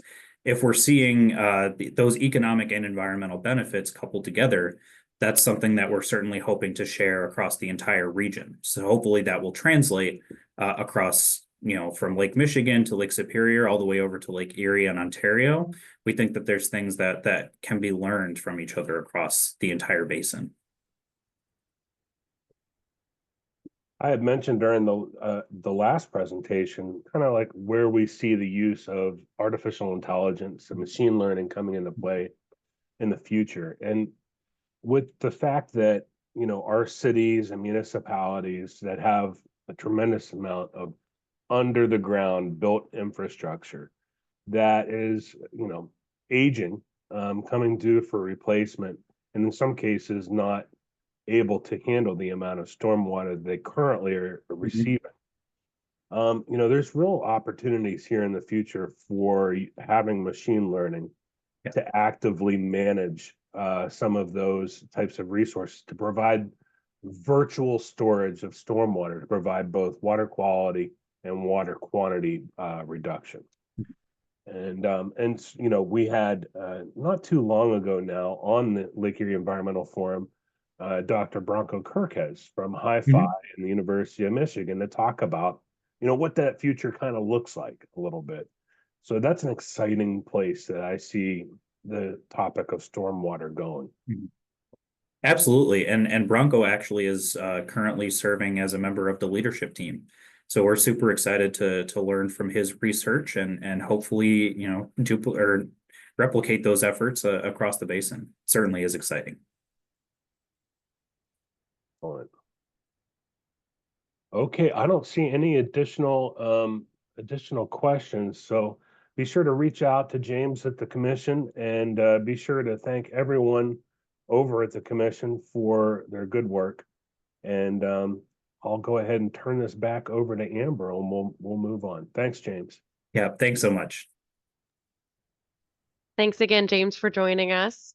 And we will move on in our agenda to yours truly, me. I don't get to speak to Leaf very often as one of the co-hosts, so this is an exciting day. Give me one moment to queue up my slides. So we felt that this was a good opportunity to talk to everyone about harmful algal blooms as the season is right around the corner. Tim, can you confirm that you are seeing the appropriate slide? I see it. Okay. So as part of my Pennsylvania Sea Grant and Penn State Extension appointment, I'm working in a space where we're talking a lot about harmful algal blooms and the outreach surrounding harmful algal blooms. So this is a great opportunity for me to present a series of slides to everyone to raise awareness about harmful algal blooms, not necessarily to talk about upcoming research that's occurring by through the Regional Science Consortium in the Pennsylvania Lake Erie watershed, and not necessarily talking about the potential results or the previous results or upcoming results of that research, since I am not on their team. So really just thinking about being more aware of what harmful algal blooms are and taking the opportunity to present this information to LEAF so that we all go into harmful algal bloom season with open eyes and more awareness around the impacts of harmful algal bloom toxins on us and our furry friends, our canines, and our dogs. So with that, I'll move on to my next slide. If you're not familiar, I would like everyone to be introduced to the Pennsylvania Lake Erie Interagency Harmful Algal Bloom Task Force. Tim and I both serve on this task force, and I actually chair the task force. And I've chaired the task force since 2021 when I came into the Sea Grant position, but the task force has been around since May of 2014, and it was created, and they adopted the Pennsylvania Lake Erie Harmful Algal Bloom Monitoring and Response Strategy as a task force, which includes multiple agencies that you can see listed on the screen below. The purpose of that monitoring and response strategy is twofold. First, it's to provide a unified approach to monitor for harmful algal blooms and their toxins in the Pennsylvania Lake Erie watershed. And second, the purpose is to provide information to resource managers and the public at large in a timely fashion so that they can make decisions about whether or not to remain open, have open beaches, or put up signage, things like that. And so our agency members, you can see listed there, DCNR, the Erie County Department of Health, Pennsylvania DEP, and then partnering members of the Pennsylvania Lake Erie Interagency Hab Task Force are the Regional Science Consortium and Pennsylvania Sea Grant, as well as citizen scientists, which I do not have listed there. So let's start with a little bit of a definition about what is cyanobacteria. So harmful algal blooms, as we call them, are blooms of algae from a specific type of algae called cyanobacteria, and they become harmful when that cyanobacteria begins releasing toxins. So cyanobacteria is also called blue-green algae. It's found in all freshwater environments, whether that's freshwater, estuarine, or marine. They are microscopic organisms that are very important because some of the species can fix nitrogen from the atmosphere into the aquatic food web.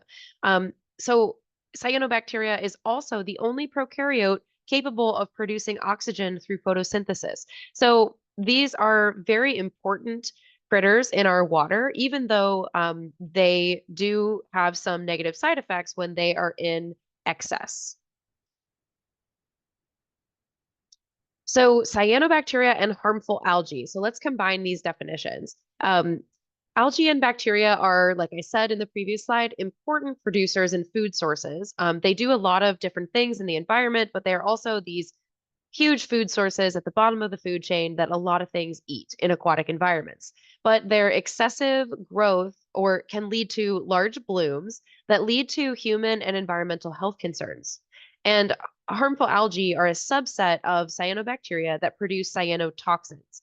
So it's important to remember that the cyanobacteria and the toxins are different. The cyanobacteria are producing the toxins, and sometimes those cyanotoxins are intracellular, meaning that they're held within the cell wall or the cell body of the cyanobacteria. And when that cell dies, the toxin is released into the water. Some cyanotoxins are released extracellularly, without the cell death. So that means that they are excreting them outside of their body. The cause for that is still unknown. So harmful algal blooms, which are one of our big concerns in the Pennsylvania Lake Erie watershed and really all of Lake Erie, are formed when you have the right circumstances. So the water has to be considered sunlight, and then the actual cyanobacteria themselves have to be considered. So for water considerations, most likely a bloom will form when the water is very calm. So that glassy look that we know and love about Lake Erie, that's when, there's a lot less wind, there's not a lot of waves. So the turnover rate is really, really low. And then in the water, you also have to have excess nutrients, and that can be from excessive fertilization, inadequate sewage treatment. Some of that is input from stormwater and runoff from roads, etc. But traditionally, those excess nutrients are phosphorus and nitrogen, phosphate and nitrate in their submerged and chemical forms. And we also need a lot of sunlight for a bloom to form. So sunlight is important. These, like I said at the beginning, these cyanobacteria photosynthesize. So they actually will come to the surface using those gas vesicles that are built in their bodies, allowing them to control their own buoyancy. And they'll come to the surface of the water when it's calm and when there's access to sunlight. And that is their, optimal time when they are going to be at the surface creating large blooms like what you see here on the screen, very streaky and very colorful. Another thing to consider for bloom formation is that there's a really low degree of grazing on cyanobacteria in the environment. They are necessary, right? They are a key component of the food chain because they're doing a specific job, but not a lot of things will eat them, especially when they are in excessive amounts. And if you Google videos of zebra mussels, another like an invasive species of mussel, they are filter feeders and they will selectively feed and they'll actually spit out cyanobacteria. So they don't want to eat cyanobacteria either. And zebra mussels, although invasive, they do filter a lot of things out of the water. So they're kind of doing this selective filtering process where they're removing some of the really good things like green and brown algae, and they're spitting the cyanobacteria back into the system. So again, the cyanotoxins are different than the cyanobacteria. And cyanotoxins are produced by the cyanobacteria under the right conditions. You have to have that light intensity, you have to have the right nutrient levels, the temperature has to be just right, and there are studies that show that humidity is an important factor as well. These cyanotoxins are really what we're concerned about because they are what we're being exposed to, what animals are being exposed to that is actually harmful. They can have some serious health effects that can be either minimal from things like headaches to some diarrhea and some skin irritation or some rashes, and even to some life-threatening impacts like seizures and death. And I'll say we're going to move into human versus canine impacts. Seizures and death are most likely to occur in canines and not in people. And it's also worth noting that the most measured cyanotoxins in the United States are microcystins, cylindrospermopsins, anatoxins, and guanotoxins, saxitoxins, and nodularins. And what's so great is that all of these toxins are monitored by the Regional Science Consortium as of right now. I'll also note that the Regional Science Consortium is 100% grant funded. And so if they do not receive their grant funding to do the harmful algal bloom monitoring, then they will not be able to test for these toxins. So it's very important to support your local nonprofits and make sure their voice is heard. So thinking more about those common cyanotoxins, we have microcystins or we have the list here. So let's break these down a little bit.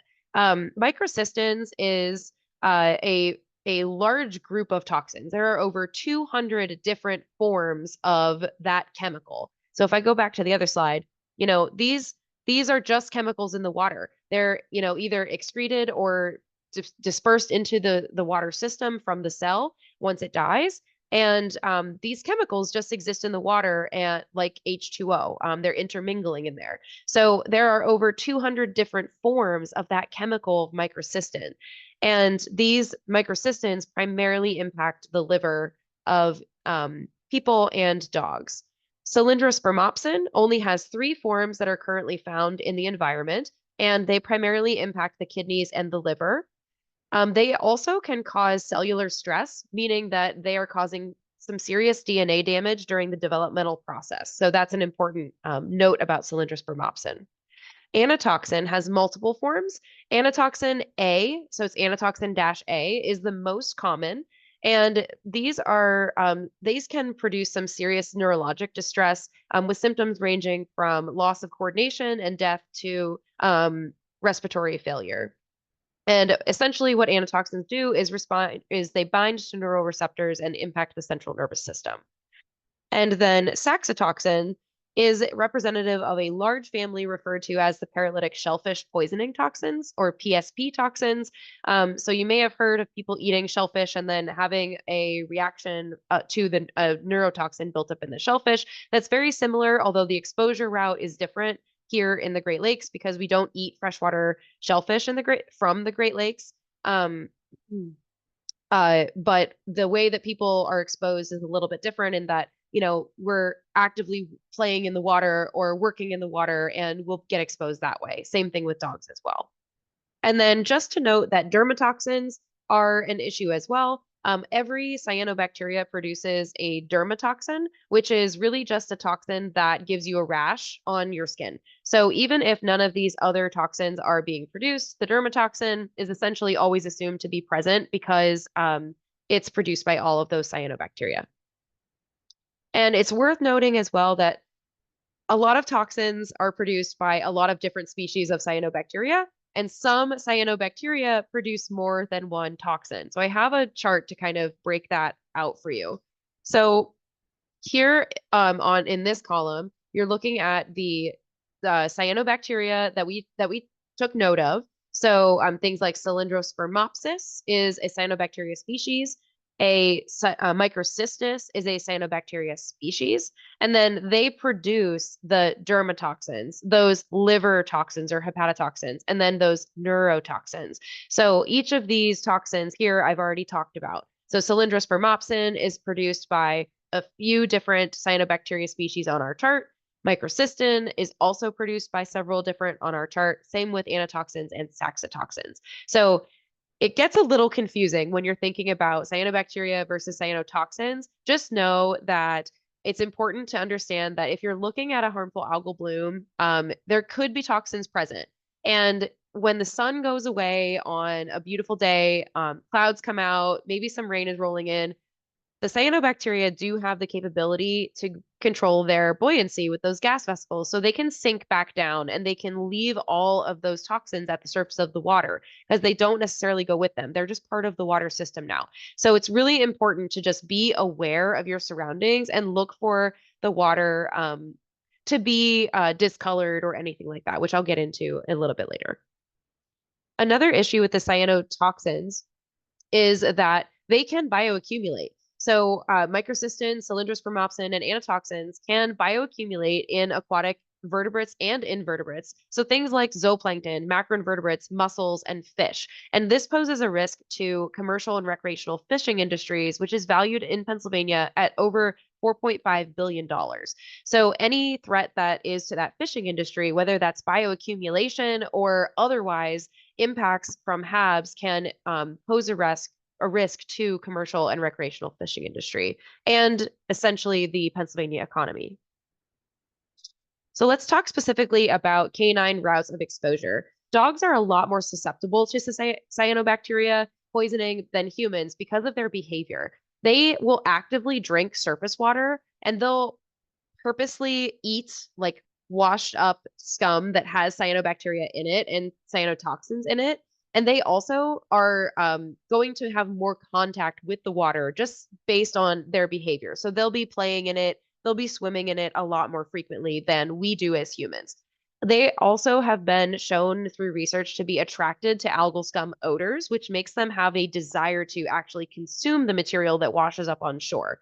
And then after they leave a water body, they also groom themselves. So that post-swim grooming is another route where they're licking the cells off of their fur, and then the cells are being ingested and lysing or dying in their stomachs, and then they're having this like delayed maximum dose of this toxin in their stomach.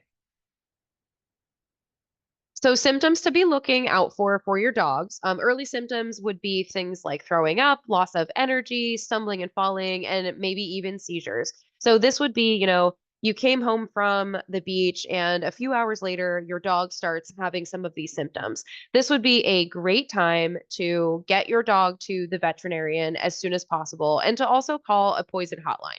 So it's really important for us to get early treatment for our dogs if they've been exposed to cyanotoxins, because untreated canine cyanotoxin poisonings are usually fatal.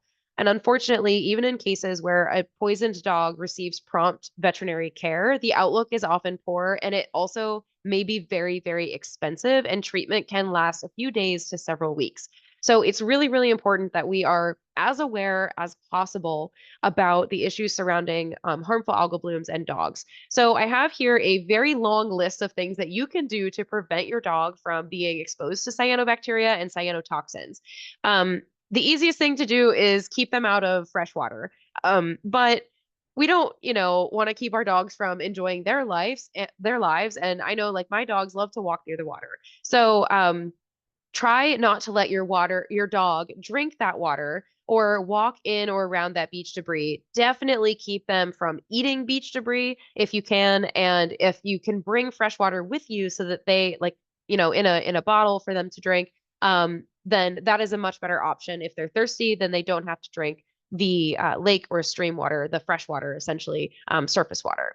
If your dog does go in the water, and the water looks discolored, definitely pull them out as soon as you can. Don't let them lick their fur or paws, and try to rinse them and give them a really good bath. Even if that's, bottled water that you have in your car, or your your Nalgene bottle, or your garden hose in the back of your yard. You can also use a towel to get them as dry as possible, because eventually those algae cells will dry out. You can also use rubber gloves when you're cleaning your pet so that you don't get exposed to it, which would give you a rash. You can dry them really, really well, wash your hands afterwards with fresh water, and then continue to monitor them with symptoms, or looking for symptoms. And if you do see any symptoms, or if you see a HAB, a harmful algal bloom, then definitely notify your public health department. So here in Erie, that would be the Erie County Department of Health. And then wherever you were recreating, say it was Presque Isle State Park, definitely call the park and let them know what happened. They're always open to taking phone calls like that. So let's talk a little bit about people. Humans are exposed a little bit differently. We can have direct contact through our eyes, our ears, mouth, and our throat. So essentially, if you're diving in the water and you open your eyes underwater, or you get it in your ears, or you accidentally swallow just a little bit. Another direct route of contact is by areas covered by your bathing suit or your wetsuit. So what's happening there is, after you leave a water body, the cells are trapped against your skin for a longer period of time. So we always want to change after we leave a freshwater site or surface water site, so that we are able to remove those cells as quickly as possible. We can also accidentally ingest surface water that has harmful algal bloom material in it. So if you accidentally swallow water, then you could be swallowing water contaminated with the toxins. Eating fish contaminated with toxins is another route of exposure. And swallowing blue-green algae supplements contaminated with toxins, which I didn't even know was a thing until very recently. But it's definitely something to be aware of if you buy those types of supplements. They are usually not regulated by the FDA, so you might want to be really careful and buy a really good brand. And then one really unknown route of exposure is through inhalation or aspiration. So if you are on a speedboat or a jet ski and you are riding through a harmful algal bloom, you can have instances where little water droplets are being sprayed up into your face, and then you're accidentally inhaling them as you're recreating. So exposure in humans, early symptoms to look out for are things like a rash, a headache, stomach pain, excessive coughing and watering eyes, nose irritation, and a sore throat. And then more serious symptoms, if you've had a super, super high exposure, which is very, very rare, you could have liver damage, a seizure is possible, and irregular heartbeat is possible as well. So the response for human poisoning is a little bit different than dogs. There are no treatments that exist for cyanotoxin poisonings in humans. Medical professionals can manage the symptoms of the exposure. So all of those symptoms I mentioned on the slide before.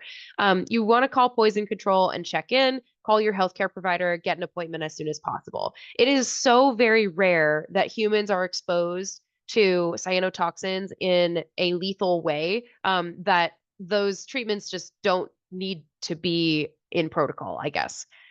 So keep that in mind. So mostly what we're concerned about is our dogs and our little people. We don't want them to be overexposed so that we can keep them safe. But it's also worth noting that there's not a lot of research out there on chronic impacts of exposure. So, if you're a daily recreator on your favorite water body that has cyanobacteria blooming and cyanotoxin issues consistently, we don't really know what the effects of a long-term exposure to a water body like that looks like. So you might walk away every day and be totally fine, but the long-term health effects remain really unclear. There are several epidemiological studies of recreational exposures, but not enough to draw conclusions. There have been studies that have been done with laboratory animals, and but those don't necessarily translate to people. And again, reports of extreme human exposure are very, very far and few between. Most of the information that we have to go off of is through animal exposures. So to prevent yourself from having cyanotoxin exposure, always check for those swimming advisories, and also adopt this phrase: when in doubt, stay out. If the water smells bad, looks discolored, has a foam or a scum or a mat of algae or a paint-like streaks on the surface, definitely maybe don't get in.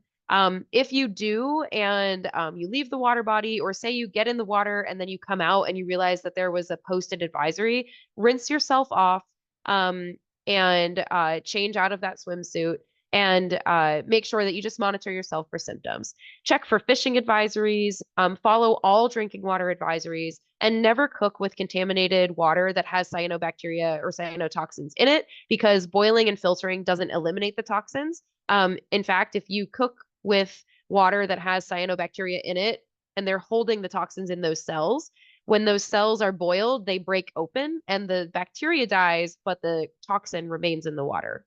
And then, as always, contact officials with any concern that you have. So very quickly, I want to teach you all how to spot a cyanobacteria HAB. So this here is a photo of duckweed, not a harmful algal bloom.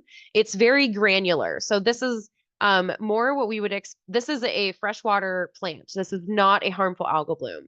And then Cladophora as well is a freshwater macroalgae.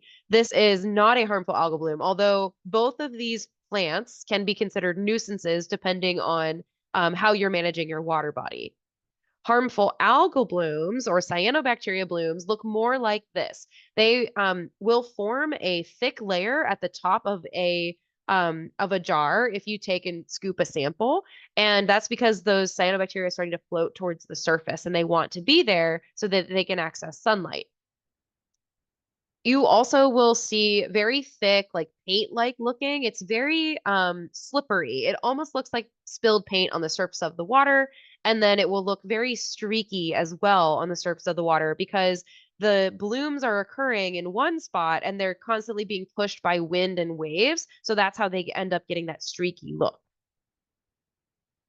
So before I leave you today, I just wanted to mention where you can find local harmful algal bloom advisories. So I have two websites here that I'll pop in the chat when I'm done speaking, but the Regional Science Consortium tests for those toxins that I mentioned at, if you go to their website, all of these different sites from May to October.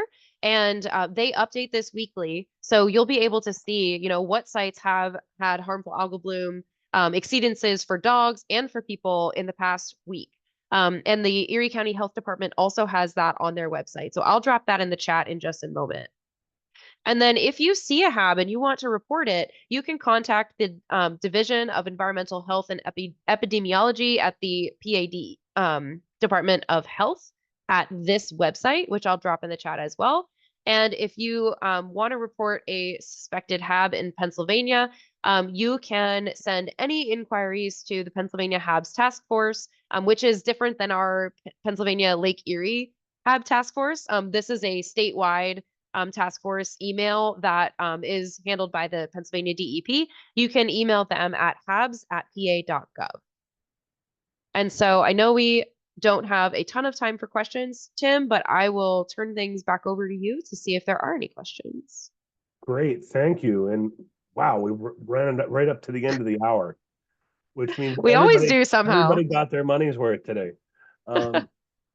No, and you know, as we move into the harmful algal bloom season, you can see based upon that presentation that everybody needs to keep an eye out, understand what some of the symptoms are and ways in which you can avoid these instances. I don't see any questions on our Q&A or in our comments. Give it one more second.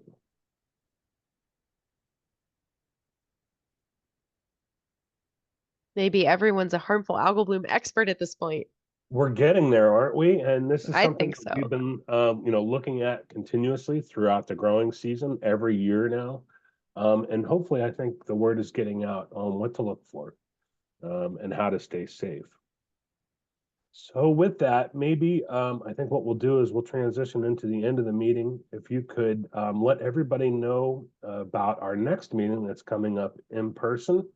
That's exciting. That is exciting. And that date correct me if I'm wrong, is June 25th. I believe it was 24th, but maybe I was wrong.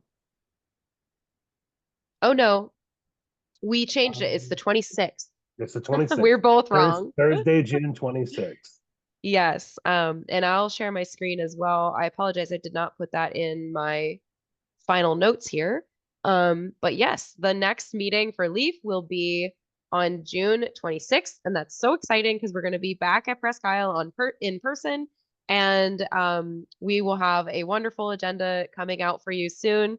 And we hope that you enjoyed this forum today. I have a survey link up there for you. So please take our survey and let us know what you want to hear more about from LEAF. And I can drop that in the chat as well. Well, thank you for everything you've done during the presentation today, Amber, and thank you for everyone's participation in today's Pennsylvania Lake Erie Environmental Forum, and we will see you next time.